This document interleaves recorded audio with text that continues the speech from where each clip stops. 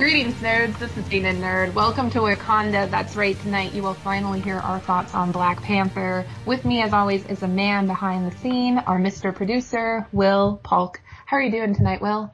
I am doing very, very well, Sarah. How are you doing? I'm doing all right, but you made me basically all of my coherent thoughts were expressed during the pre-show. So, well, we're going. I'm looking forward to muddling my way through this. That's right.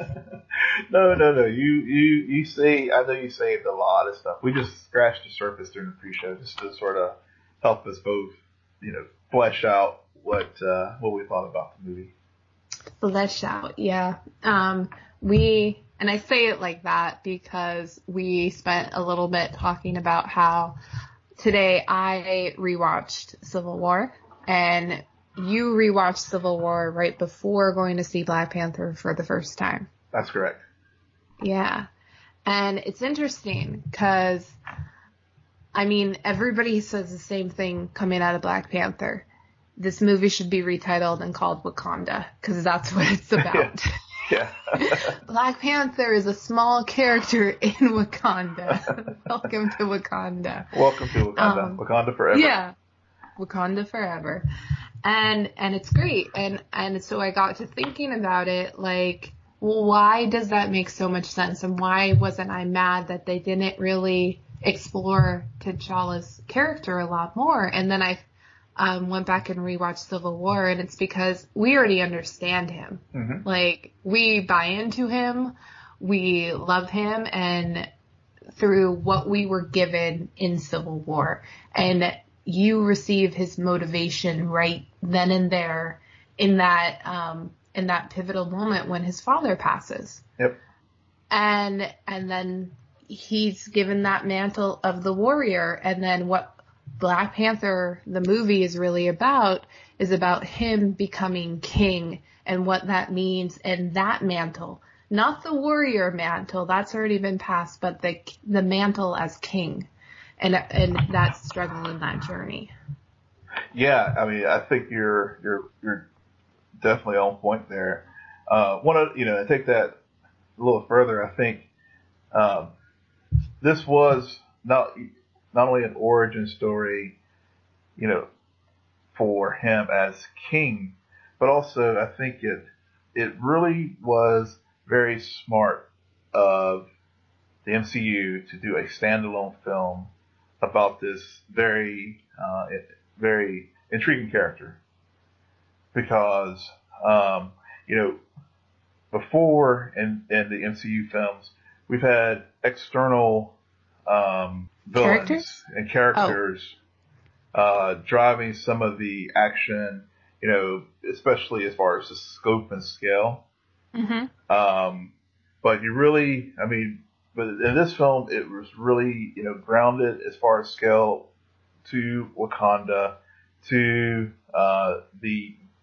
how it interplays with the rest of the world, being very isolationist and in some regards even xenophobic in their interactions. And we saw that some in Civil War, but we really got a deeper understanding of that in this film. And, it really drove the story, especially between T'Challa and Killmonger, having that deeper level of storytelling. It's a great metaphor for what a superhero deals with. Like, if we think about Wakanda and the choice they made as a nation of what they did and isolated themselves, it's just like a superhero putting on their mask and trying to keep secret that identity of who they really are from everybody around them because of the fear that the fear of exploitation. Yeah. And that's freaking beautiful. That is, you're not just talking about one person in this movie. You're talking about a nation. You're talking about a decision that they made as a group and they are haunted by. because it's their shared legacy. It's not one person mantle. And that's a concept that other movies have not really explored. I mean, during our pre-show, we were talking a lot about the DCU, and in Batman v Superman, there's a lot about Superman and his decisions of who he saves versus who he can't save. And like, he has the ability to save everyone, but at the same time, if something goes wrong, it's his fault. And all of these nuances.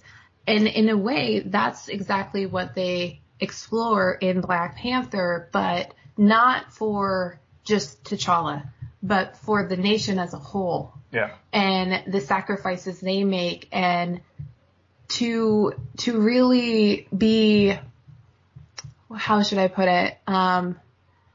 To be aware about, like, they have a lot to give, but a lot that can be taken away from them, a lot that can be put in the wrong hands and cause more harm than good. And there's that responsibility to it. So I think that's very poetic. It is. And, you know, and I think the way the story was carried out and executed really brought that extra level of depth that one of the flaws that, and I don't want us to turn this into an MCU versus the ECU but it conversation. Is. No. but I think, you know, what this film really pulls out was, you know, to get to your point, the nuance and the choices that were made, and how you can tell a story using the superheroes as a backdrop, and, you know, to really get into the human condition as far as some of the larger doubts, faults, drives, and also prejudices that people have. And this film really adeptly did that, and in a very in a very stylistic way. I mean, it just got those points. Didn't hit you over, you know, sometimes, you know, movies can like hit you over the head with stuff, but this was just a very, like, you know, very nice narrative almost. You know, I've heard many reviewers talk, you know, use the term Shakespearean way of storytelling, and it's really not hyperbole to say that. I mean, it really does in a very modern way, you know, take those elements that, you know, so many people, you know, ascribe to Shakespearean storytelling and put it on a big screen. Absolutely. So, and in fact, the movie itself opens,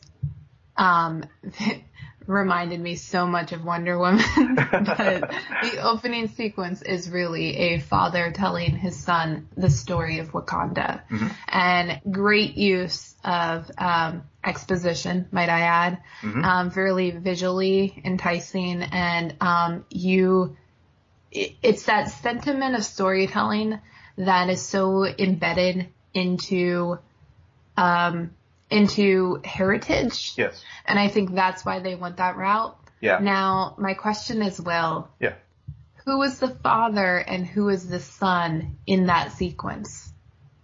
Ooh. Gosh. I don't know. That's a good question. Do you think it's T'Challa and his father, or do you think it's Eric and his father? You know, that's a good question, and it could be either one, to be honest with you. I mean, you know, it's been over a week since I've seen the movies. I don't remember in general detail about the story. The way the film played out, I mean, you can make an argument that it's could be either one. Yes, and I would more like it to be Eric Killmonger, because of who he is in the story, and how, you know, if the kid sounded like around 8 or 9, I don't know, maybe he sounded a bit younger, but still, T'Challa, he knows Wakanda's history. He grew up in there. Why would he want to know it, maybe? And so I think it would almost align more with Eric Killmonger. I think and, so. Yeah, I think you're right. Especially because when you think about it, we are introduced, we see T'Chaka confront his brother, Yeah. shortly, in the next sequence after that story has been told. Yeah. So yeah, so when you put it in those terms, and also, Eric being the, and his brother and T'Chaka's brother, being the outcast, N'Jobu basically, he still has the ties to his world, but he's been exposed to the larger world and realized that, there's so much pain and suffering, and we have this Afro-futuristic society, this utopia that we have cut off from our brothers and sisters. We need to get that out of Wakanda to the larger world, and I think that story at the beginning really brings that point forward. And yeah, so I think when you pointed it out to me that way, I think it was Eric and N'Jobu telling him that. Right. Especially, I mean, part of the beauty about this movie and why I think a lot of the praise is right now directed towards Michael B. Jordan and the character that is Eric Killmonger is because that the MCU curse of the villains has been slightly lifted. I will say slightly. Actually, it's been lifted. Yes, they can still screw it up in the next movie, but for now. For now, yeah. It's like they're like rapidly scrambling, like recutting Infinity War after learning what. Yeah. I don't know, Josh Brolin. Every time I see him in that trailer, I'm just like, yeah, this guy's pretty badass. Yeah, Thanos is going to. Yeah, I'm not worried about that. I think they have figured out their villain problem. Yeah, and they did it very, very smart in this movie because you have a parallel story going on where we had Civil War to really understand T'Challa, and this movie spends a great deal, or not even a great deal of time, but just enough time to really, for us as a viewer, to understand Eric and all of his motivations and his perspective, and not only understand it, but almost to a degree sympathize with him, because he is that child left behind. Yeah. That nephew who was forgotten about, who was lost in the shuffle, because of his father and because of the choice that, T'Chaka made way back when in that opening sequence. And it was really interesting to watch that unravel as the story progresses, and you're really going into the movie thinking that Claw's gonna be this big villain. Claw's, Andy Serkis does a great job. He is used perfectly and then killed, which me sitting in the theater, I'm like, yeah, that just happened. Yeah. He ain't coming back. He's not coming back at all.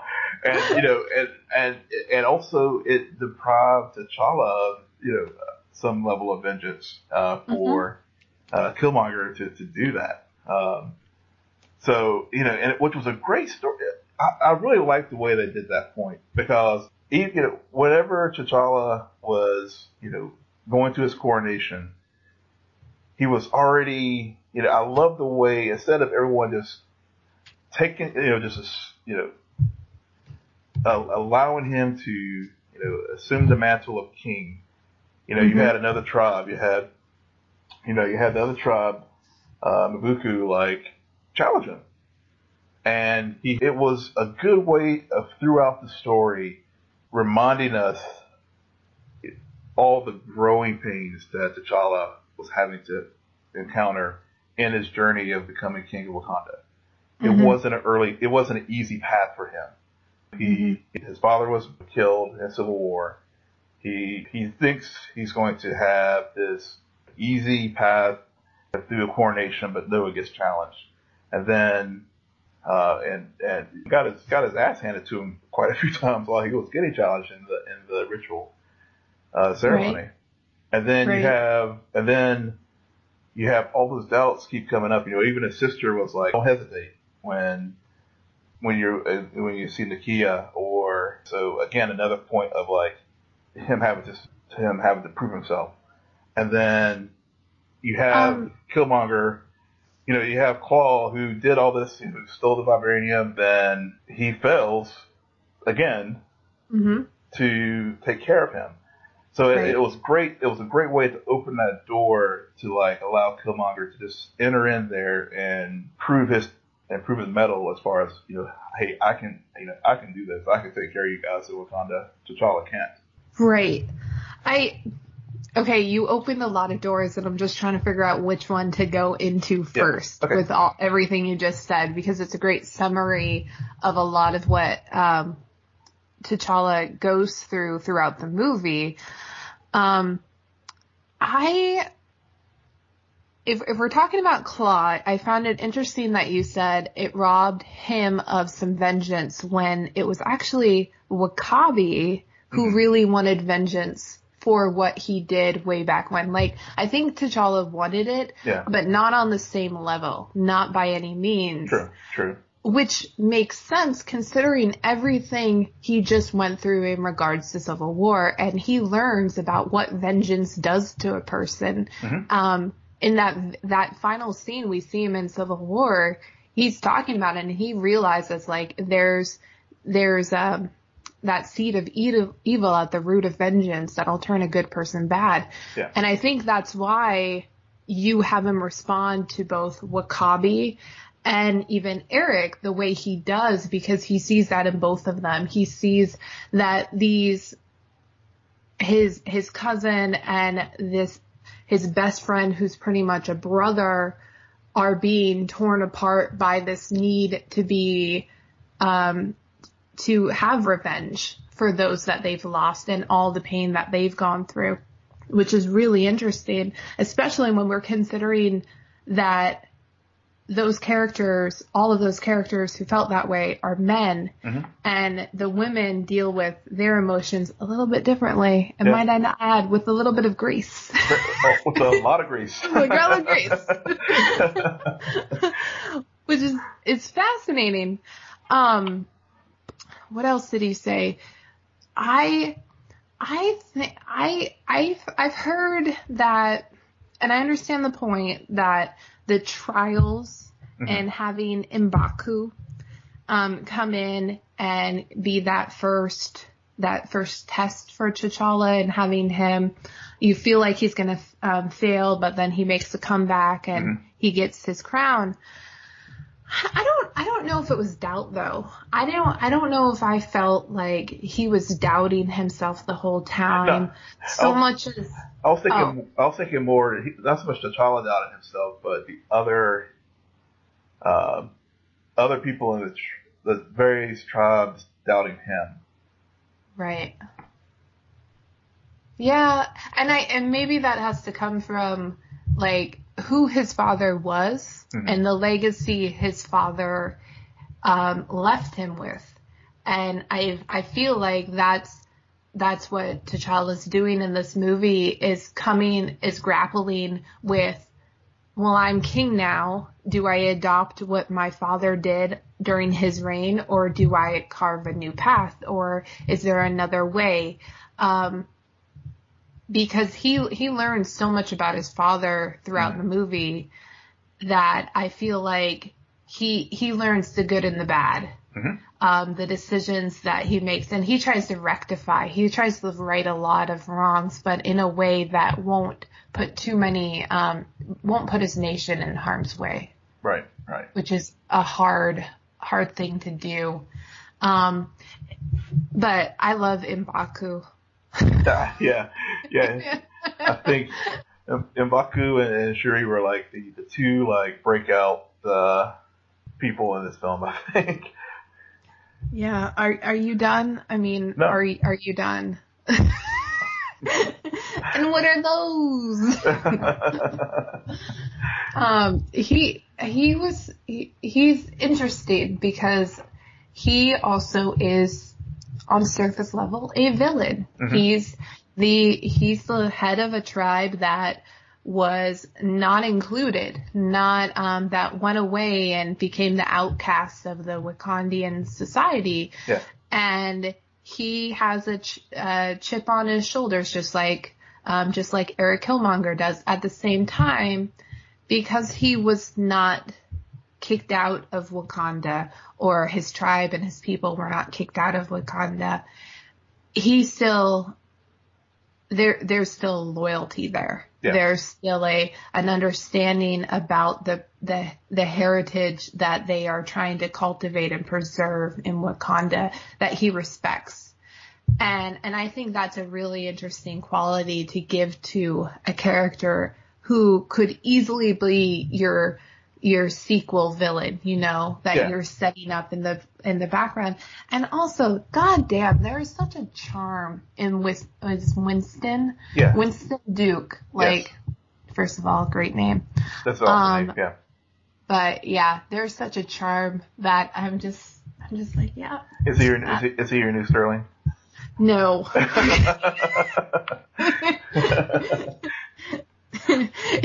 Yeah, I've got to see him in a lot more things. Okay. Yeah.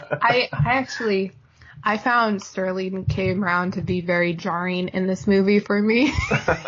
How so? Please elaborate.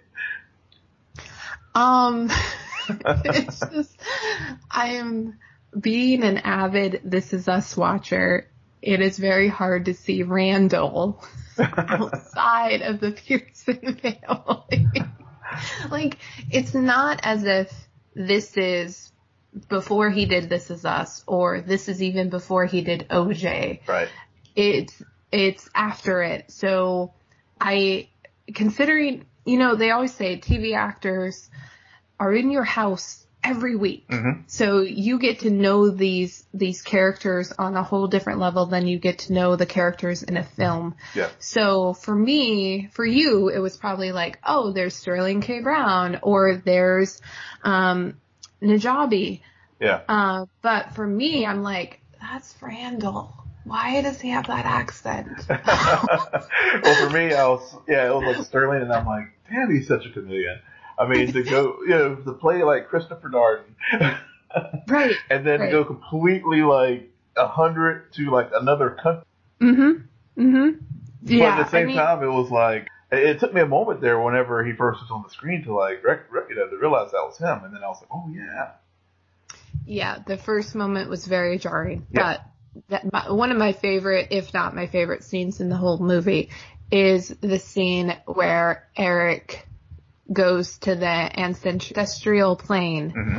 and talks to his father. Oh, that was just so deep. I mean, that... And that is why they hired Sterling K. Brown to do that little part in the movie, because of that freaking scene. But it was so pivotal. Oh my God.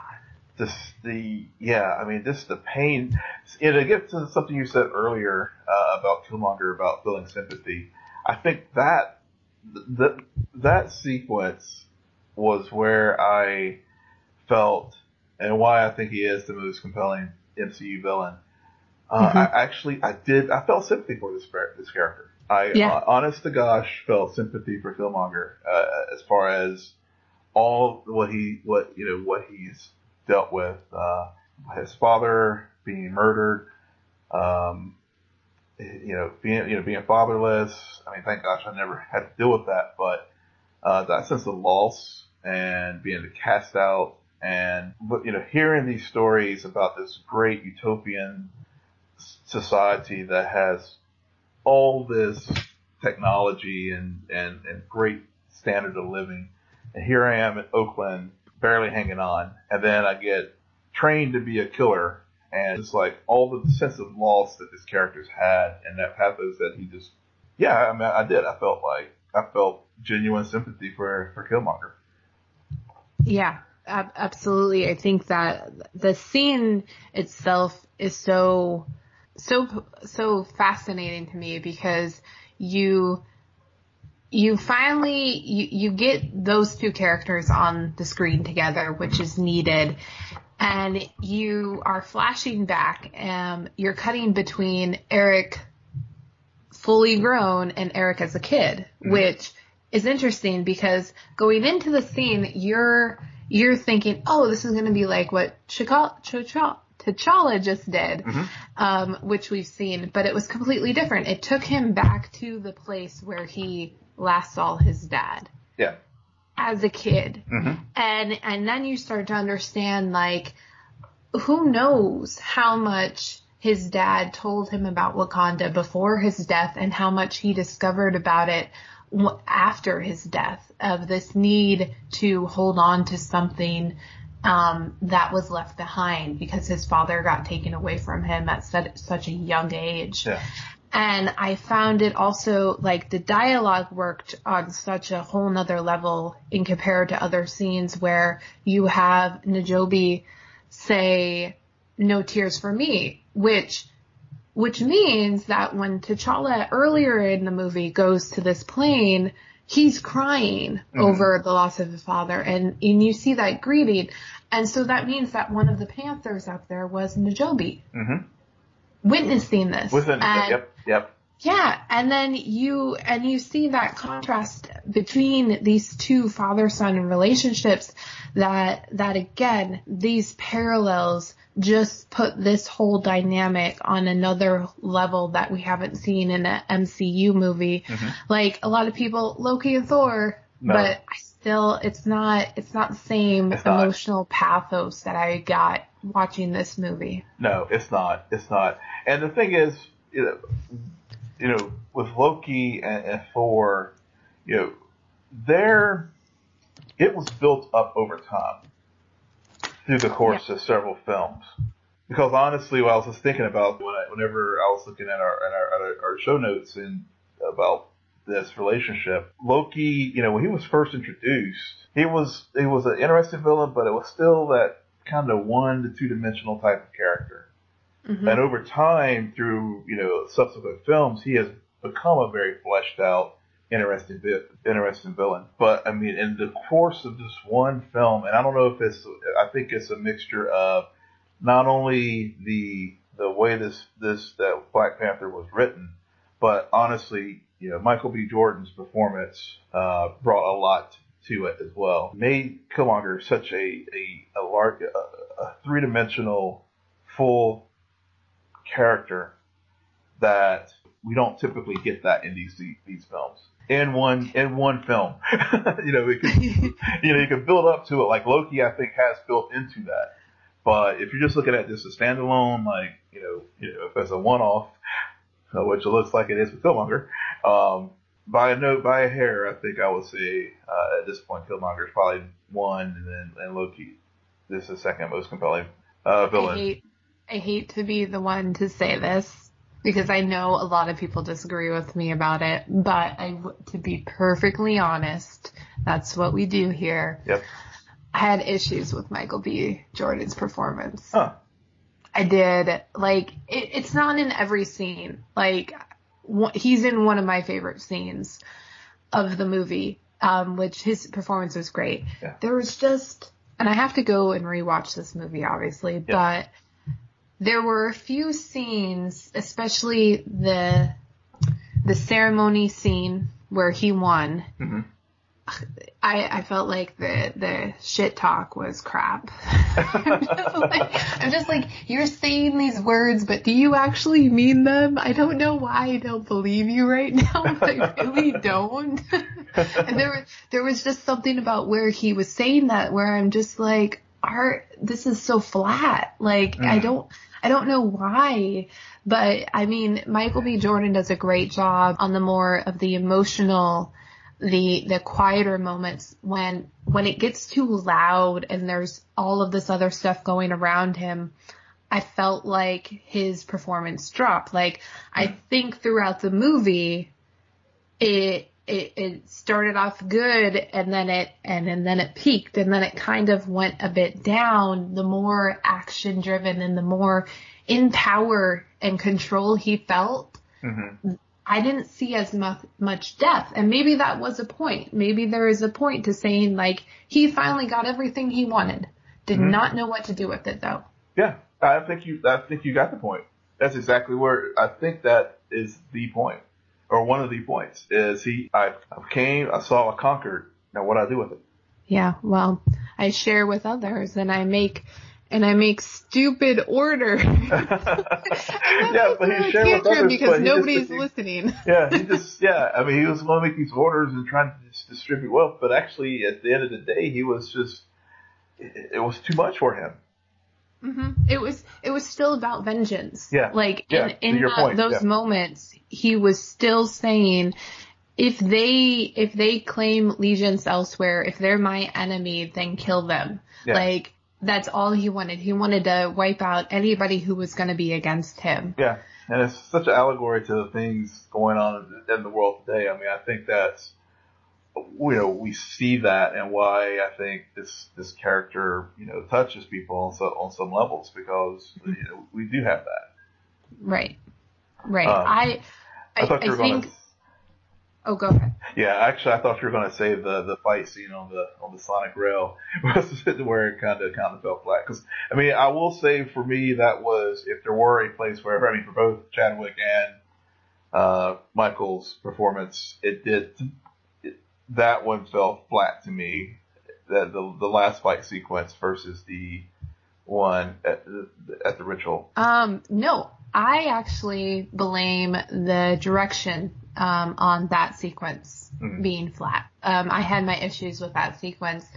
I think Ryan Coogler made a very smart decision with his third act. He decided, I'm going to go Civil War style on this, and I'm not going to have one war. I'm going to have like 3 different action sequences playing out simultaneously, and that was a great decision. Yeah. I wish the CGI guys would help a brother out. Definitely. Yeah. They completely let him down. Yes, they did. Completely. Yes. I mean, that was It was bad. It was just animated. It felt like, I think I texted a friend of mine this. It felt like a combination of, and I think I might have even told you this, a video game meets a scene from Force Awakens. Yeah. Meets, there was something else about it. Oh, Avatar. Yeah. All at once. And you told me that. And I this week, we were messaging back and forth, and I think I said it reminded me of the last act of Guardians of the Galaxy 2. Yep. Yeah, Guardians, spot on. That too. And I don't blame that on Chadwick or Michael B. I blame it really on Ryan, because he's the man behind the camera. So I think directing wise, that's for him. My point about the performance is, I feel like Eric Killmonger is a great character. I feel like put anybody else in that role, probably will get the same praise as Michael B. Jordan did. I think with exclusion of maybe 1 or 2 scenes. But I still feel like he's just a great character, in that Michael B. did what he did with the words, like what he was given, and he played it great. Yeah. I had my issues. Like, I don't know why, but I'm noticing ADR a lot more these days. And there were some ADR moments where I'm like, really, guys, you couldn't have just done another take there? Yeah. Like, that's pretty bad. Yeah. But man, we talked a whole lot about the men of Wakanda. Yeah.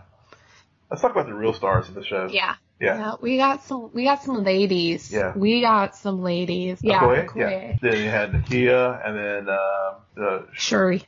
Yep. Shuri. Yeah. Yeah. So the ladies of Wakanda, who need to team up with so many other badass chicks in the MCU. Yeah. Like, come on, where's that movie? When they do the Black Widow film, just take these three, add them with Black Widow, and then We'll talk about the. I don't want to say she's not the bottom of the three for me, but she is for me. But Nakia, she's the romantic lead. Yeah. And this is the time when I do myself a disservice by learning about these characters before going to see the movie, because they never match up to what was the books, because I read about this character. This character is really interesting. This character goes a little bit crazy in the books. Yep. She goes down a dark path, and I was so excited. And maybe that's why I wasn't rooting for her and T'Challa at all in this movie. Because I'm like, I see it, but I kind of want you to go a little bit dark. Yeah. So I'm not buying into it.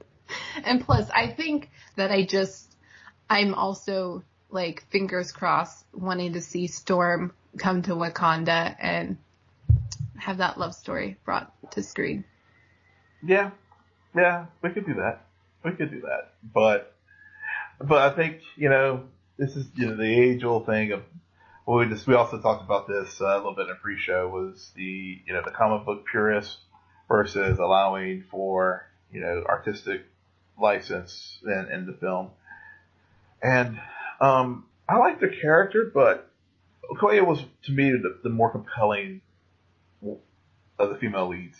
And also Shuri as well, just from a technical standpoint. I mean, obviously, if Robert Downey Jr.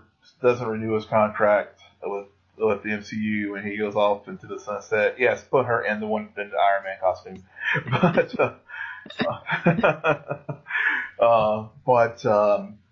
I thought the General was just a very compelling character.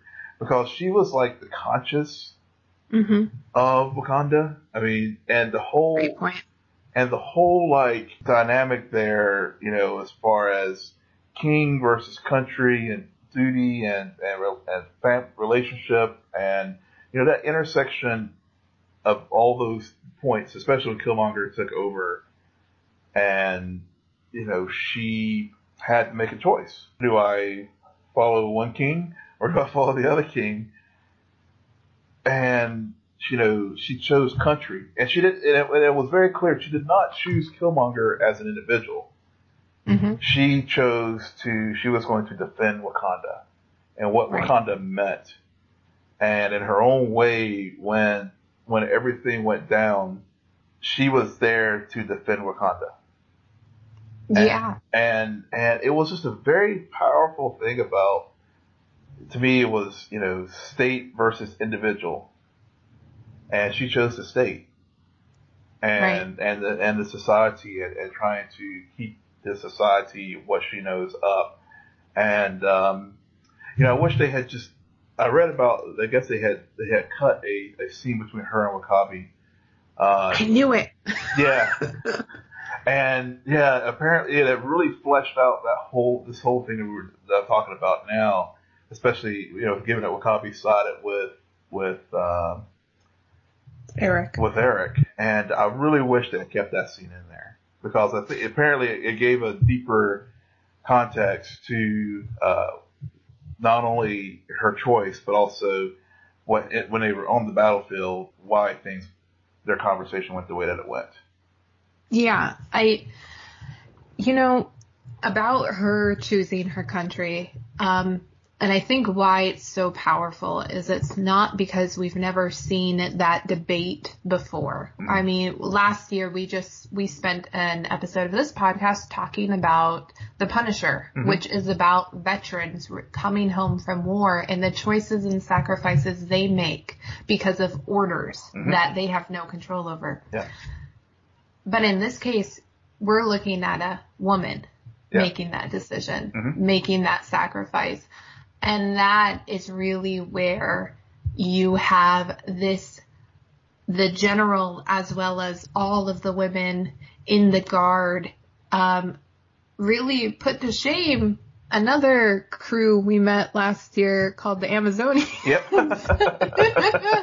Because there's like that's so much more powerful, and I like how they chose to just really focus. We don't meet any of the other guards. We meet the general, the most important one, and she's a three-dimensional character. And I agree with you. They should have kept that scene with W'Kabi, because W'Kabi's character for me falls flat. Yeah. Like I was so looking forward to this character, this actor. I wanted him to have his moment in this movie. Yep. And they did that a disservice, and Yep. they did a disservice to that final scene, because you see it coming. There's a true conflict there. Yep. They were very subtle about it, but why remove the scene that really allows you to feel the conflict at the end? Yeah. When you keep no, you can't do that. That robs the viewers from really feeling that emotional impact when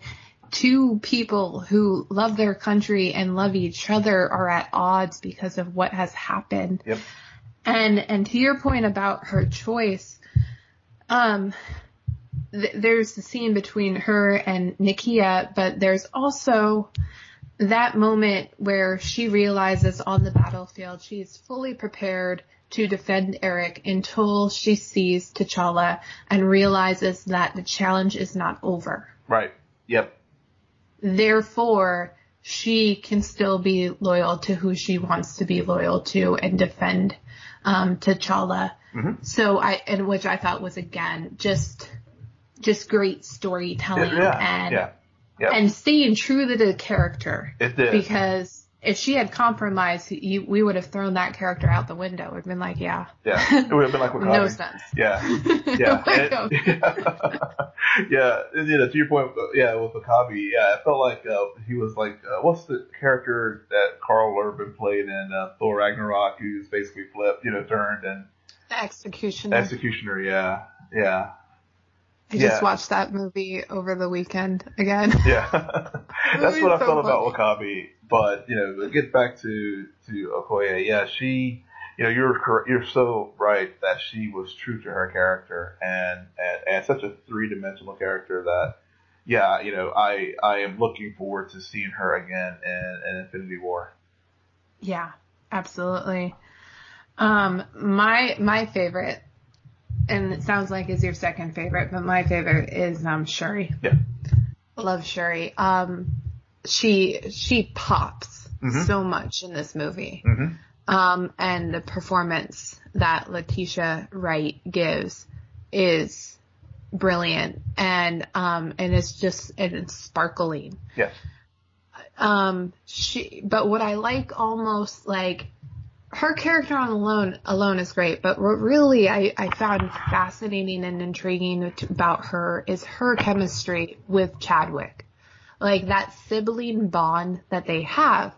We don't get that in these movies. We get lone heroes with the world on their shoulders, struggling to find a way, and not somebody who's the kid's sister, always pointing out the flaws in their plans, always trying to one-up them. And I have older brothers. I get that relationship, and I was so happy to see it on screen and played out that way.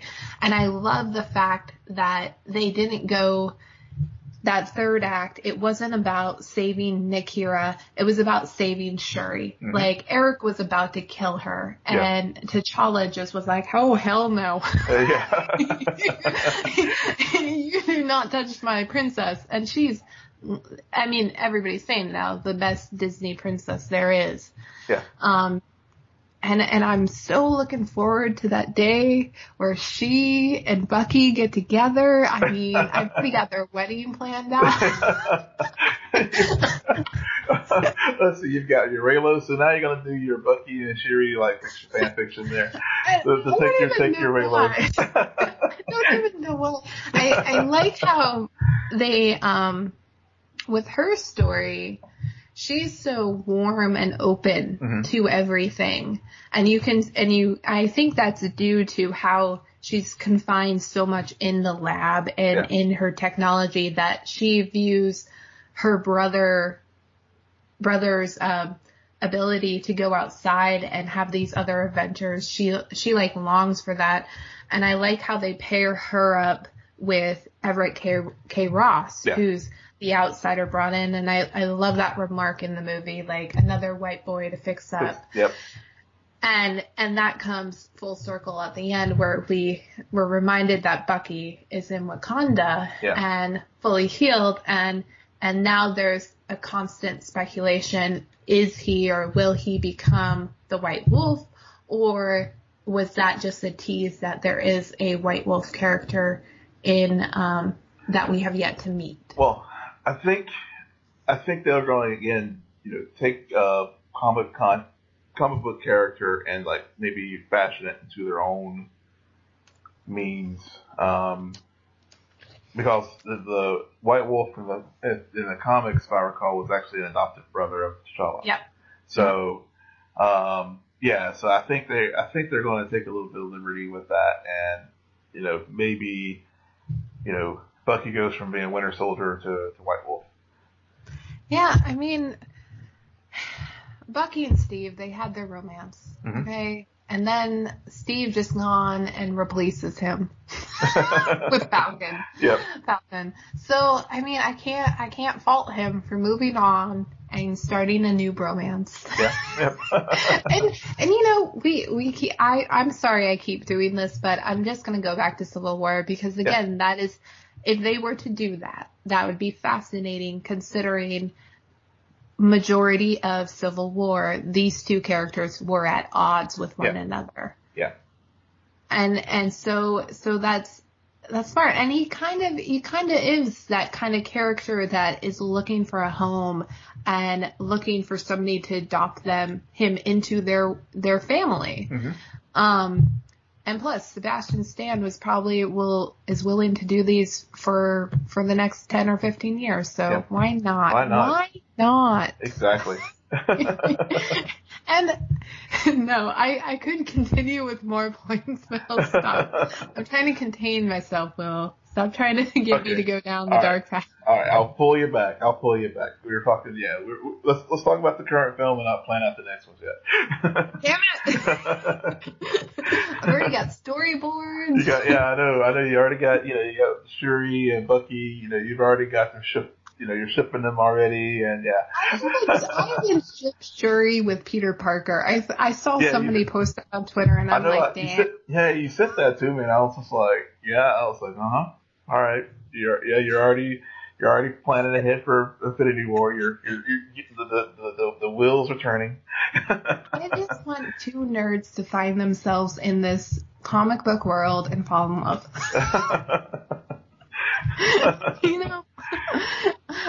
Yeah. So Black Panther. So Black Panther. I feel like we covered a lot. We did. Have we missed anything? I don't. Other than the obvious, like the big takeaways, as far as how well it's doing at the box office and all the numbers and stuff. I mean, that's, I'm sure plenty of other folks are talking about that as well. But I'm just looking forward to seeing this character again, going back to Wakanda and Infinity War. Wonder how,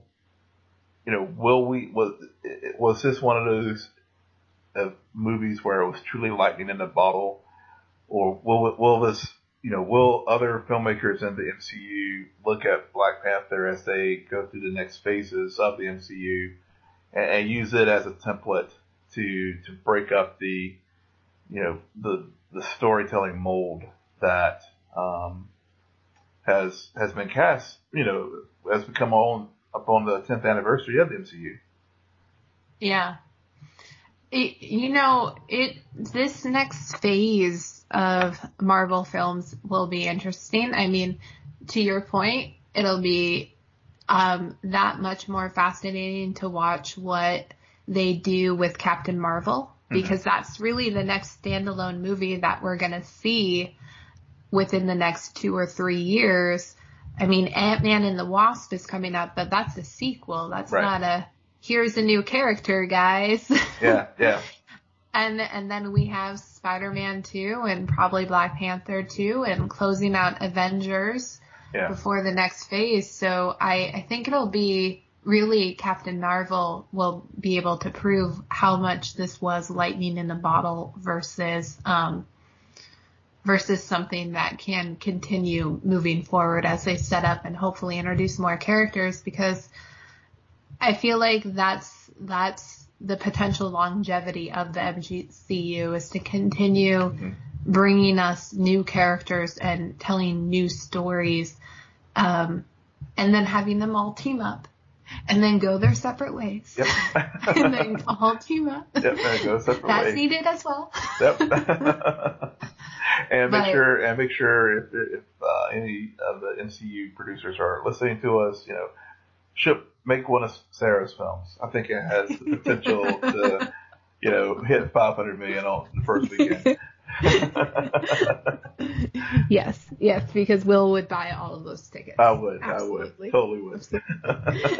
But I'm curious to know. I'm waiting. I remember in 2014 when they unveiled the slate, they brought out Chadwick. They acknowledged that they were going to do this along with a whole bunch of movies. We're approaching very quickly the end of that slate that was announced 4 years ago. Yeah, we are. And so as we approach it, it's kind of like, well, what will they do next? Yeah. Besides the obvious. Right. Well, one thing I did appreciate about Black Panther was it had the appropriate scale. With the Avengers films, it's always, you run into the issue of how do you top, like, the grand, finale, big stakes and all that kind of stuff. And where, here it was, the scope was just right. As far as, and a part of it I know it is because it's a standalone film. But I think, it would do them well to, even with the big ensemble films, really look at what this film did well as far as storytelling. Look at how you can construct a very compelling three-dimensional character. And I think really, when I think about it, there's been 2 standalone films recently with the MCU that has done well with good three-dimensional characters. And that's also with Vulture and Spider-Man Homecoming. So they have a good template as far as, how you can do this, in these films. So you have Vulture, you have Killmonger, and, and Loki has developed into that very well-developed three-dimensional villain as well. So, again, I think they just need to look at those strong points of all those individual villains and, use that as a model for moving forward. I almost wish that Michael B. would have gone back and watched that scene between Michael Keaton and Tom Holland in the car where he threatens the wife. Oh, God, yeah, it was like chilling. That is shit talking, okay? I was afraid in the theater whenever I had chills and Mike going up and down the spine when I was watching that sequence. I mean, if anything stands out for Spider-Man Homecoming, that definitely does, Yeah, that's one of the iconic moments. Yeah. Because, I mean, that's not a perfect movie. And and Black Panther, I think, is a better movie than that movie. But, like, the moments are always interesting to compare what works well in one and doesn't work in another.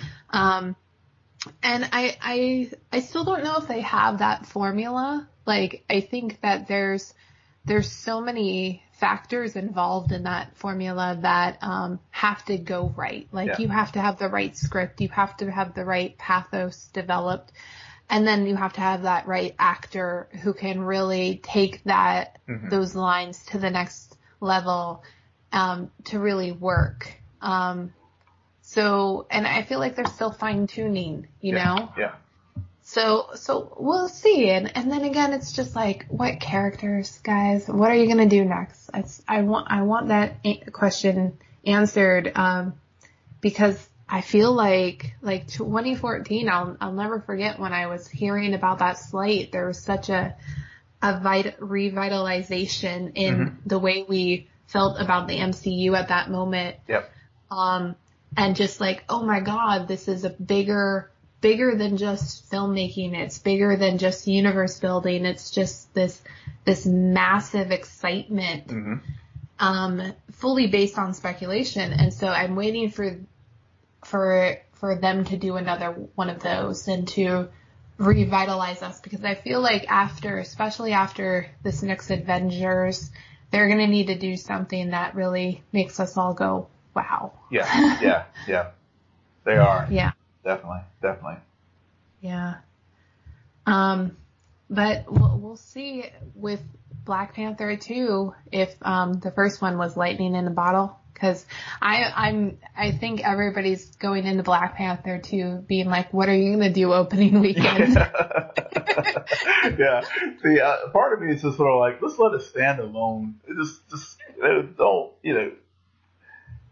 But if Ryan comes back, I know I saw where he decided not to do Creed 2, but hopefully if he comes back and brings Joe, the screenwriter, with him and reassembles the band again, I mean, they can replicate what they did and just hire a good visual effects company, and then we'll all be good. Hire the stunt coordinators who did Captain America 2.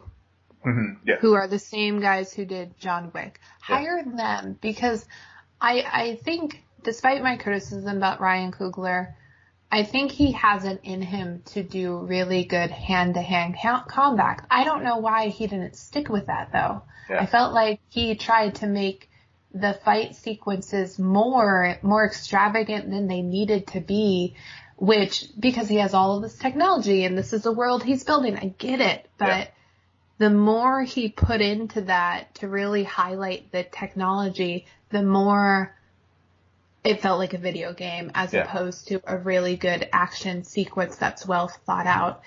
And a lot of people are criticizing right now the suit, because in those sequences, the suit was kind of all over the place. And then you watch Civil War and you're like, now that's the suit we were promised. Where was that? Where was that suit? Yeah. Okay. The Russo brothers shouldn't be the only ones who can do this well.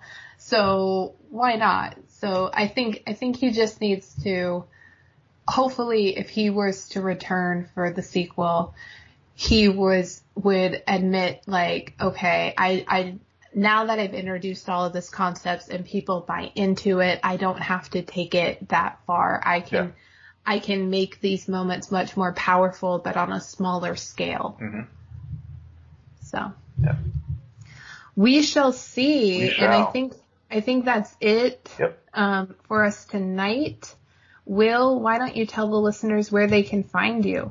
Yes, you can find me in Wakanda at Will M. Polk. That's at WILLMPOLK. And you can find me on Twitter at SJ Belmont, SJBELMONT. Please follow our crew on Twitter at CNN Nerd. Friend us on Facebook, but most importantly, rate, subscribe, and comment on both iTunes and SoundCloud. We will be back next time with the Arrowverse. We got a few guest hosts coming up, and we will see you then. Good night. Geek out. You're welcome.